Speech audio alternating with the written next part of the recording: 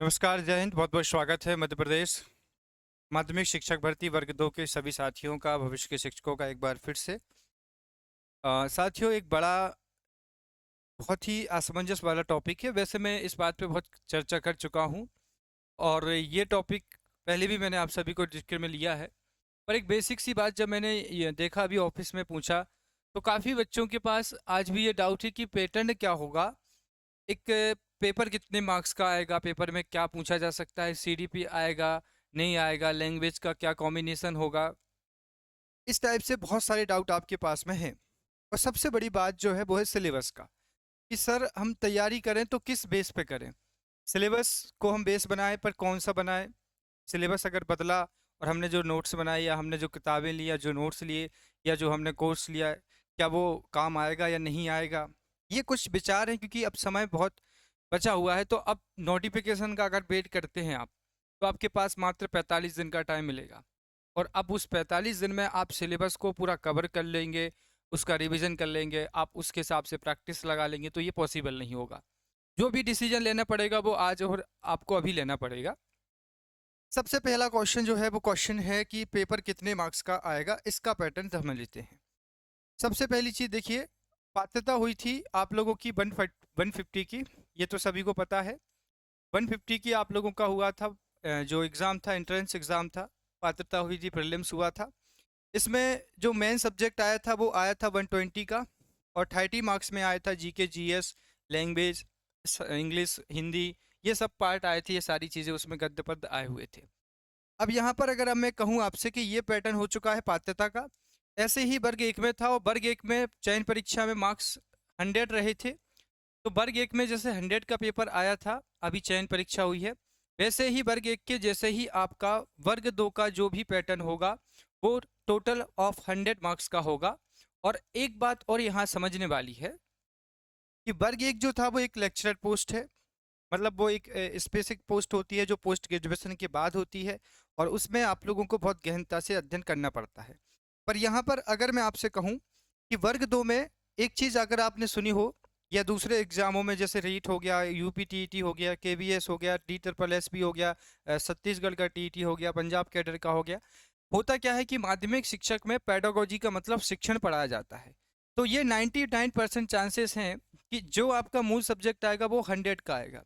लेकिन इस 100 में से अगर आप कहें तो 15 मार्क्स से 20 मार्क्स का आपका शिक्षण जुड़ेगा। अब ये क्या होगा सर, इसमें पूछा क्या जाएगा? तो इसे कहते हैं सब्जेक्टिव पेडागोजी। जैसे मैथ के स्टूडेंट हैं तो उनको मैथ पेडागोजी होगी, हिंदी के तो हिंदी पेडागोजी, इंग्लिश की तो इंग्लिश पेडागोजी। लेकिन जो वर्ग एक का एग्जाम हुआ था उसमें पेडागोजी नहीं थी, क्योंकि वो एक स्पेसिफिक सब्जेक्ट का एग्जाम था और उसको उसी हिसाब से लिया जाता है। तो यहाँ पर आप लोगों का जो मेन एग्जाम है वो 85 का क्वेश्चन पेपर आएगा और 50 नंबर की पेडागोजी जुड़ेगी। ठीक है, अभी आया नहीं है पैटर्न, तो वैसे हो सकता है क्या होगा ही, 100% है। तो अभी आपका मूल फोकस ये है कि हम मूल सब्जेक्ट पर फोकस करें। पेडागोजी 10 या 15 नंबर की अगर आती भी है तो वो अभी छोड़ दीजिए। जब सिलेबस बदलेगा, जब नोटिफिकेशन, मतलब ऐसा हुआ अगर कभी, जब सिलेबस आपका सामने आएगा उस टाइम पर आप इसको कवर कर सकते हैं, कोई बड़ी बात नहीं होगी नोटिफिकेशन के पास में। अभी आपका जो मेन फोकस होना चाहिए वो होना चाहिए कि हम 85 नंबर की तैयारी कैसे करें, या पूरी 100% की आप देख के चलिए। तो सबसे पहले प्रश्न है कि सर क्या देख के पढ़ें, क्या पढ़ना है और कैसे पढ़ें। तो पहली बात है कि सिलेबस क्या होगा सर। देखो, अगर आप वर्ग एक के होते तो तब भी मैं आपसे ये कहता कि हाँ, मे भी चांसेस हैं कि आपका चेंजिंग होंगे और 40 to 60% चेंज हो सकता है। इसका रीज़न क्यों सर? क्योंकि जो वर्ग एक का पेपर होता है वो काफ़ी कॉम्प्लिकेट होता है। हो सकता है जैसे ज्योग्राफी पूछना है तो वर्ल्ड ज्योग्राफी ज़्यादा पूछेगा, इंडियन ज्योग्राफी ज़्यादा पूछेगा। भूगोल की भी अलग अलग ब्रांचें होती हैं, एक वो बड़ा विषय हो जाता है, उसकी कोई लिमिटेशन नहीं है। फिर आप नेट लेवल की तैयारी करेंगे, फिर यूजीसी नेट केवल आप पीएचडी लेवल की तैयारी करेंगे, तो वहाँ ये प्रॉब्लम होती है कि बदलाव हो सकता है और बहुत सारी चीज़ें बदली भी। लेकिन बात अगर मैं वर्ग दो की करूँ, तो यहाँ पर बहुत बेसिक सा सिलेबस है। यहाँ पर अगर मैं आपको दिखा रहा हूँ, देखिएगा। अभी जो सिलेबस का पैटर्न है, एक सेकंड रुकिए आप लोग। ठीक है, ये यहाँ से आपका गणित का सिलेबस ये शुरू हो जाता है। ये 120 मार्क्स का था, अब आपका आएगा यहाँ पर मात्र 100 नंबर का। देखो, मैं आपको एक बात समझा देता हूँ कि आप लोगों की जो मुख्यतः 3 लैंग्वेज हैं। Language number 1 Hindi, language number 2 आपकी संस्कृत और लैंग्वेज नंबर 3 आपकी जो इंग्लिश, संस्कृत और हिंदी। इन 3 लैंग्वेजों का इंग्लिश में पेडागोजी आएगी तो लिटरेचर नहीं आएगा, ध्यान रखना। आपका पूरा फोकस होना चाहिए व्याकरण पर, ग्रामर पर होना चाहिए और होना चाहिए आपकी पेडागोजी पर। पेडागोजी अभी नहीं भी पढ़े, आप इस पर प्रैक्टिस करें, पूरा ग्रामर अच्छे से कवर करने की कोशिश करें। तो इन 3 लैंग्वेजों में तो मुझे नहीं लग रहा है कि कुछ चेंज होगा, क्योंकि लैंग्वेज में पूछा क्या जाता है, ग्रामर पूछी जाती है। अगर थोड़ा सा हुआ तो लिटरेचर का पार्ट वो ऐड कर सकते हैं, मे भी पॉसिबल 5 या 10 नंबर का, तो वो आप बाद में पढ़ना। आप अभी 80% तैयारी कर सकते हैं ग्रामर को कवर करके। यही बात सेम आपकी संस्कृत पर अप्लाई होगी। 85% ग्रामर आनी है तो पूरा फोकस ग्रामर पर करिए। तीसरा लैंग्वेज है आप लोगों की हिंदी। हिंदी में थोड़ा लिटरेचर जुड़ जाता है, जैसे हिंदी साहित्य का इतिहास छोटा बहुत जुड़ जाता है, लेकिन इसमें भी 70 to 75 आप लोगों का क्या आएगा, लिटरेचर, ग्रामर आएगी। अब बाकी 3 विषयों की मैं बात करता हूं तो तीनों विषयों में मूल चूक परिवर्तन की अगर मैं बात करूं तो ये पूरा वर्ग 2 के हिसाब से पात्रता में उन्होंने इतना ज़्यादा सिलेबस दे दिया है कि अगर आप इसकी चयन परीक्षा को देखेंगे तो फुल टू कॉपी एक एक टॉपिक को, जैसे ये गणित का आप देख सकते हैं, मैं इसमें बिल्कुल नहीं पढ़ूंगा कि क्या कैसे है। ये पीडीएफ आपको मिल जाएगी हमारे Telegram channel Ram sir Indore पे, तो वहाँ जा करके आप उसको बहुत अच्छे से देख सकते हैं, पढ़ सकते हैं। तो ये टॉपिक हैं गणित के, जो चयन परीक्षा में आपको देखने को मिलेंगे। बहुत बेसिक टॉपिक है, 10वीं तक का ही हमें पढ़ना है। ये सब 10वीं तक लेवल की ही सारी चीज़ें आएंगी।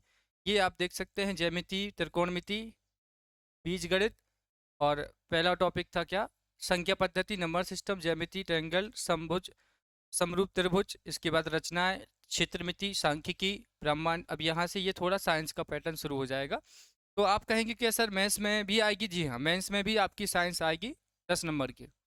गणित वाले साइंस भी थोड़ा सा, बहुत कॉमन सी साइंस आती है, इसे दैनिक जीवन की साइंस कहते हैं। लेकिन मे भी पॉसिबल, अभी पात्रता में तो इन्होंने रखा है, ये कुछ टॉपिक थे, और हो सकता है कि अगर ये लोग जोड़ना चाहेंगे तो जोड़ेंगे, वरना नहीं जोड़ेंगे, ठीक है। इनके ऊपर डिपेंड करता है, पर मुझे ज़्यादा लग रहा है कि ये 5 या 10 नंबर, 5 नंबर तक की तो साइंस देंगे, वो बहुत बेसिक टॉपिक है उसमें, ठीक है। अभी गणित का शिक्षण है यहाँ पर।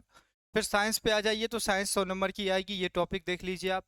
मापन था इसमें, फिर पदार्थों की अवस्था, ब्रह्मांड, फिर भोजन और स्वस्थ, ठीक है। सजीव जगत का वर्गीकरण था, उसके बाद बल, गति और दाब था, फिजिक्स, उसके बाद फिर फिजिक्स है, फिर फिजिक्स है, ऊपर बायोलॉजी है, उसके पहले केमिस्ट्री है, ठीक है। फिर ये इन्वायरमेंट आएगा, इसमें याद रखना, इन्वायरमेंट भी आप लोग देखेंगे। मैंने पुराने पेपर जो कराए हैं PYQ, उसमें क्वेश्चन आए हुए हैं, जैसे कि आपके फूड चेन से आए हैं, इकोलॉजी सिस्टम से आए हैं। तो आप लोगों का इन्वायरमेंट आपको पढ़ना पड़ेगा, जो साइंस वाले बच्चे हैं, साथी हैं, इन्वायरमेंट के 5-6 क्वेश्चन आएंगे आपके, ठीक है। खाद्य उत्पादन में प्रबंधन, प्राकृतिक संसाधन, वस्तुएं कैसे काम करती हैं, चुंबक, विद्युत धारा, प्राकृतिक घटनाएं, प्रकाश, ध्वनि, ये सारी चीज़ें, ठीक है। न्यूमेरिकल के लिए मैं कहूँगा आपसे स्पेशल थोड़ा न्यूमेरिकल को बहुत अच्छे से कर लेना, क्योंकि 2019 का पेपर जितने भी मैंने आपको सॉल्व कराए हैं 10-12 नंबर के न्यूमेरिकल आए हैं। तो जो फिजिक्स के टॉपिक हैं उनको अच्छे से कवर करके जाना। ये पेडागोजी आएगी, मैं ये इसकी बात कर रहा था कि ये होती है पेडागोजी, पेडोलॉजिकल इशू, जैसे विज्ञान के उद्देश्य, ठीक है, वैज्ञानिक दृष्टिकोण का विकास करना, महत्वपूर्ण वैज्ञानिक तत्वों और सिद्धांतों का अवगत कराना। ये टॉपिक आपको देखने को मिलेंगे 15 नंबर के अंतर्गत, ठीक है। ये रहा आपका इतिहास, सॉरी सामाजिक विज्ञान। सामाजिक विज्ञान के ये सारे टॉपिक देख सकते हैं, 10वीं में सारे टॉपिक हैं। इससे ज़्यादा वो ना तो वर्ल्ड इतिहास पूछेंगे आपसे, ना वर्ल्ड ज्योग्राफी आपसे ज़्यादा। जो जो टॉपिक NCERT में 10वीं तक है वो सारे टॉपिक आपको यहाँ पर देखने को मिल जाएंगे। तो ये पूरी PDF आपको कहाँ मिलेगी? Ram sir Indore Telegram channel पर सर्च करके आप उसमें ज्वाइन हो जाइए, तो वहाँ पर आपको ये मिल जाएगा, ठीक है। इसमें भी पेडोलॉजिकल इशू है, मतलब 15 नंबर की ये पेडोलॉजी आपको पूछी जाएगी।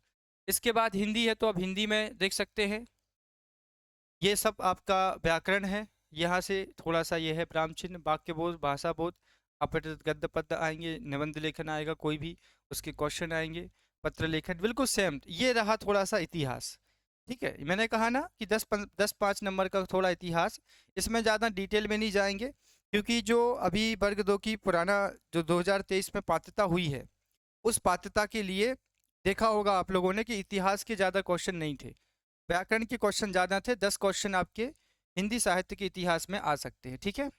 चलिए, ये यहाँ पर पेडागोजिकल इशू आ जाएगा, जैसे ये पेडागोजी में भाषा सीखना, भाषा शिक्षण के सिद्धांत क्या है, भाषा शिक्षण में सुनने बोलने की भूमिका क्या है, भाषा शिक्षण के स्तर, बच्चों की चुनौतियाँ क्या हैं, भाषा शिक्षण के कौशल, श्रवण कौशल, वाचन कौशल, पठन कौशल और श्रवण लेखन कौशल। तो ये सारी चीज़ें जो है ये आपकी कब आएंगी, इसको आप कहेंगे पेडागोलॉजिकल में, ठीक है। ये रहा आपका अंग्रेजी, ठीक है। इसमें कंपैरिजन आएगा, इंग्लिश में 2 अनसीज पैसेज आएंगे, पोएम आएगी अबाउट द 5 लाइन्स की, वोकैब आएगी, ये सब ग्रामर के टॉपिक है, tense, model, determinants, article, voice, narration, preposition, conjunction, transformation of sentence हो गए, ठीक है। ये आपका कुछ फैक्चुअल डिस्क्रिप्शन आ जाएगा राइट करने के लिए, ठीक है। फिर पेडागोजिकल इशू ये आपके सामने आ गए, ठीक है। ये रही संस्कृत। संस्कृत में वही व्याकरण आएगी, ये सब व्याकरण के टॉपिक रहे, है ना। लेकिन एक बात जो है थोड़ी यूनिक है यहाँ पर, ये संस्कृत में वेद, वेदांग, पुराण, उपनिषद, इनके बारे में आपको जानकारी होना चाहिए। ये टॉपिक्स जो हैं ये सिलेबस के टॉपिक है, अब आपको मैं भेज दूंगा टेलीग्राम पर, तो बेसिक तौर पे आप आराम से इसको पढ़ लेना। 100 मार्क्स का पेपर आएगा, 85 नंबर के आपका ये पूरा पैटर्न आएगा, 15 नंबर की आपकी कुछ पेडागोजी आएगी, ठीक है। ये रही है, ये उर्दू रही। अब जिनकी उर्दू है वो उर्दू को देख सकते हैं, ठीक है, सामान्य टॉपिक है इसमें भी। तो ये रहा आपके सब्जेक्टिव वाइज होने वाला पेपर का पैटर्न पूरा। इसके बाद अब आपके पास जो स्पेसिफिक टॉपिक है, जैसे स्पेसिफिक जो वर्ग 3 की वैकेंसी है, गायन शिक्षक की, वादन शिक्षक की, या जो भी तमाम भर्तियां इसके साथ जुड़ी हुई है, उसका भी पूरा एक पैटर्न होगा, पूरा सिलेबस बदलेगा। मतलब सिलेबस तो क्या ही बदलेगा, मतलब आप लोगों का जो पुराना पात्रता का पैटर्न था उस पैटर्न में बदलाव होगा। जैसे आपने पात्रता दी होगी, 120 नंबर का सब्जेक्ट आया था, पूरा 150 नंबर का पेपर पैटर्न हुआ था, तो पैटर्न पूरा बदल जाएगा। मतलब अब आपको एक्स्ट्रा नहीं पढ़ना पड़ेगा, सिर्फ आपको अपने सब्जेक्ट का नॉलेज रखना होगा। वो मैं आपको नेक्स्ट वीडियो में समझाऊंगा। आज के अभी के फिलहाल की वीडियो में आपसे मैं यही गुजारिश करूंगा कि आप लोग अब आप शुरू हो जाइए। एक बात हमेशा ध्यान रखिएगा, एक बहुत अच्छी सी बात है जो मैंने आपसे कहा है कि 85 की तैयारी, इसके लिए मैं क्या आपको एक मंत्र दूंगा। मंत्र कुछ नहीं है, वो मंत्र पाते हैं जिनके लिए बहुत व्यवस्था है जीवन में। जीवन में मोटिवेशन के लिए 2 तरीके होते हैं। एक तो वो जो जाकर संदीप माहेश्वरी जैसे बड़े मोटिवेशनल उनको जाकर सुनते हैं, ये होते हैं 1 नंबर पे। और दूसरे वो होते हैं जो अपने जीवन में दिन रात इस मिनट हर मिनट अपने जीवन में मोटिवेशन देख रहे हैं। फ़र्क सिर्फ इतना सा होता है क्योंकि इनके बैकग्राउंड में इनका स्टेबल बहुत अच्छा बैकअप प्लान है, या इनके पास पुरानी संपत्ति है, या कोई गवर्नमेंट जॉब में है, या स्टेबिलिटी अच्छी है। स्टेबिलिटी से मतलब फाइनेंशियली अच्छे हैं। ये तैयारी क्यों कर रहे हैं, क्योंकि हम और अच्छे स्टेबल हो जाएं। दूसरे वो लोग हैं जो बिल्कुल भी स्टेबल नहीं है, आज करेंगे तो कल मिलेगा खाने के लिए दूसरा, ये इस टाइप के बच्चे हैं। तो दोनों में फ़र्क इतना है कि इनके लिए मोटिवेशन के लिए ज़रूरत है इस बात की कि आप थोड़ा डिस्ट्रैक्शन रखें। दोनों के लिए अलग अलग मोटिवेशन है। इनके लिए तो मोटिवेशन की बिल्कुल ज़रूरत भी नहीं, क्योंकि इनका जीवन ही इनको सिखा रहा है कि अगर मैंने ये नहीं किया तो आगे क्या होगा मेरा भविष्य। तो सबसे बड़ी बात यह है कि आप बेहतर करना चाहें, अगर एक ही टाइम है, एक ही समय है, अगर आप जीवन में आगे भविष्य में, सिर्फ आप नहीं, आपकी जनरेशन, आपके बच्चे, आपकी पीढ़ी आने वाली, सभी के लिए। और बेसिक सी बात है, समय की डिप्रेशन होती है। समय की डिप्रेशन कैसी होती है, देखना, समय होता है, टाइम होता है मैनेजमेंट का। अगर आप अभी समय को देखें, अगर मैंने एक चीज़ ऑब्जर्व की है, जिस चीज़ को आप समय देते हो उसका फ़ायदा आपको मिलता है। शॉर्ट वीडियो में, इंस्टाग्राम रील्स में कई बार आपने देखा होगा, कोई व्यक्ति आंखें बंद करके ऐसे फेंक देता है कोई चीज़, तो बिल्कुल एग्जैक्ट, जैसे लेबर होती है तो ईंट फेंकती रहती है, बार बार वो ईंट पकड़ता रहता है। तो प्रैक्टिस में सम इन परफेक्ट। जितना आप समय देंगे सब्जेक्ट को, जितना ज़्यादा आप उस चीज़ को समय देंगे, पढ़ाई को समय देंगे। मैं अब डिस्ट्रैक्शन ऑफ मेन रीज़न कि आपके पास एक डिवाइस है, वो है आपका मोबाइल। अब उस मोबाइल के साथ अगर आप जोड़ें कि स्टडी को कॉम्प्रोमाइज़ करके स्टडी भी कर लें, पढ़ाई भी कर लें, और एक जो तीसरा इंसान है जिसके लिए you have to plan something special. क्योंकि देखो, जो इंस्टाग्राम या जो सारी चीज़ें हैं, सोशल मीडिया की चीज़ें हैं, ये दुनिया के या इंडिया के 2% लोग जो हैं बंगलों में बैठे हैं एसी में, वो 2% लोग इंडिया के 90% लोगों को बेवकूफ़ बना रहे हैं। उनके पास इतना है कि वो आने वाली कई जनरेशन तक ऐसे ही बैठे बैठे खा रहेंगे। तो वो 2% लोगों की वजह से 95% 98% लोग अपना करियर ख़राब कर लेते हैं। तो बेस्ट है कि हम किस लेवल पर हैं इस बात को समझना। अब यहाँ पर 2024 में आपकी भर्ती होगी। इसके बाद अगर आप कहें कि सर 2025 में कोई भर्ती है, तो नहीं है। 2026 में कोई है, तो नहीं है। इन 2 सालों में सिर्फ पात्रता एग्ज़ाम होगा और कोई दूसरा एग्ज़ाम नहीं होगा। तो अगर इस साल सरकार ने हाँ भी भरी है, आप लोगों की तरफ से अच्छा उम्मीद है, आप पात्रता पास किए हैं 2018 की या 2023 की, एलिजिबल हैं, सारी चीज़ें इजिबल हैं, ठीक है, मतलब आप उसके लिए योग्य हैं, एजिबिलिटी कहा जाता है, एजिबल, ठीक है। तो आप लोगों को बस यही है कि अब आप टाइम मैनेजमेंट अच्छा करें। जितना टाइम मैनेजमेंट में देखो, एक बात है, पढ़ाई से नीरसता आती है, टेंशन बढ़ती है, मन नहीं लगता पढ़ाई में, तनाव बढ़ता है, गर्मियाँ हो रही हैं, पढ़ाई में किसी भी, तो इसका सबसे बेस्ट मोटिवेशन है कि आप टाइमिंग चेंज करें। थोड़ा जब आप पढ़ने बैठेंगे तो आपके पास पहला विचार आएगा कि फ़ोन चेक कर लें, किसी का मैसेज तो नहीं पड़ा, फिर अगले मिनट चेक कर। तो ऐसे आप जब स्टार्टिंग में 10-15 मिनट 20 मिनट तक बैठेंगे तो 50 थॉट आएंगे। पर आप सब थॉट को बंद करते जाएं, फ़ोन कहीं दूसरी जगह पटक दें, किताब उठाकर कभी छत पे जाके पढ़ने लगें, कभी खेत पे जाके पढ़ने लगें, या कुछ भी करें पर फ़ोन से दूर रहें। जो बच्चे ऑनलाइन पढ़ते हैं, जैसे क्लास देखते हैं, पीडीएफ पढ़ते हैं, तो वो एक ऐसा टाइम बना लें कि भाई मुझे 4 घंटे मोबाइल से पढ़ना है, उसके बाद मोबाइल का कोई उपयोग नहीं है मेरी लाइफ में। इतना आप फिक्स कर लें, कोई भी एक टाइम। ऐसा ना करें कि फ़ोन भी पढ़ रहे हैं, किताब से भी पढ़ रहे हैं, नहीं। एक अच्छा टाइम डिसीजन बनाएं। और जो बच्चे रात्रिचर नहीं हैं, जो जो विद्यार्थी जीवन में सुबह का समय अच्छा मानते हैं, और मैं भी प्रातः समय का ही अच्छा समय मानता हूँ, तो उनके लिए एक अच्छी सलाह ये है कि सुबह 5 से लेकर के अगर 9 बजे तक आप पढ़ रहे हैं, तो मैं आपसे कहूँगा कि आपको दिन भर पढ़ने की बिल्कुल ज़रूरत नहीं।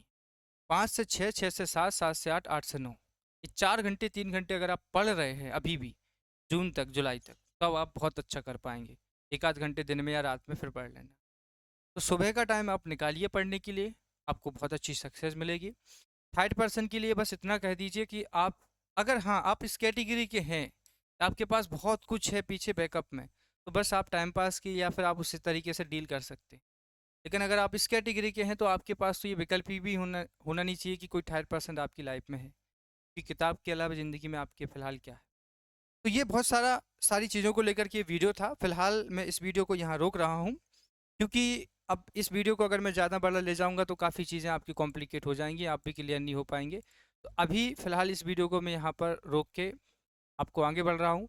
अगला वीडियो इसके बाद में लाऊँगा जो वीडियो, उस वीडियो में हम और अच्छे से जाकर डिटेल में सब्जेक्ट की समझेंगे।